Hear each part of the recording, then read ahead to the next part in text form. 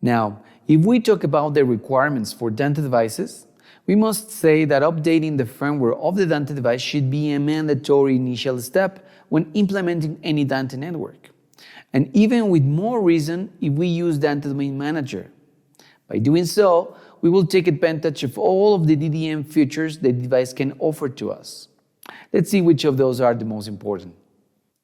Fully routable and discoverable across subnets, share audio between domains, viewable in Dante controller only by authorized users from any remote subnets, full alert and audit log reporting.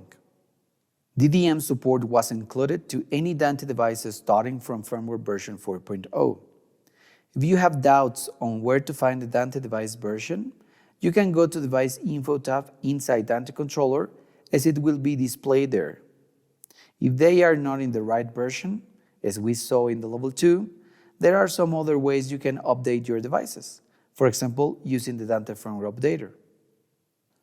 If you remember, we said that to access the Dante updater, you just need to open the Dante controller and then select the Dante updater icon in the tool ribbon.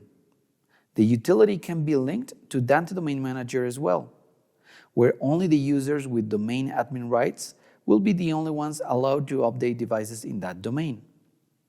If my computer has an internet connection, Dante Updater can automatically scan my devices on the network and compare their firmware versions against an updated online database.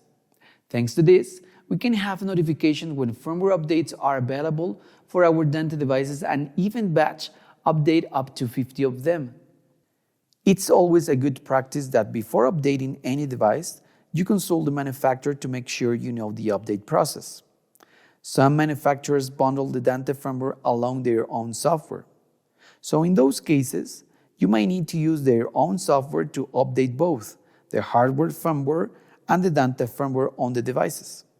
Symmetrics, Yamaha, and Focusrite are some of them.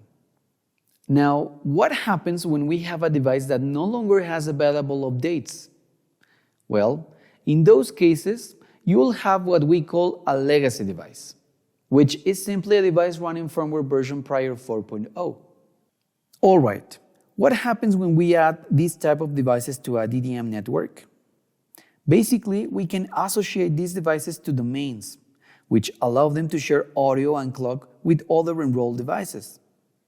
But they need to be connected to the same subnet as those other devices which you want to interact with.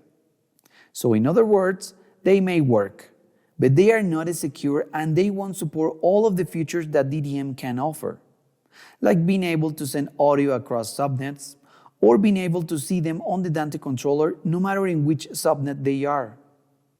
Enabling legacy support requires two steps. The first one is in the DDM network and security settings section. You need to allow association. The second step is in the actual domain where you want to enroll those devices. You need to allow association there as well. If you try to enroll something that it hasn't been set up to allow it, you'll likely have to restart the device and try enrolling it again. It is worth mentioning that when legacy interrupt is enabled, managed devices with versions higher than 4.0 are also affected. They will take longer to respond to common actions such as domain enrollments and Dante controller appearance.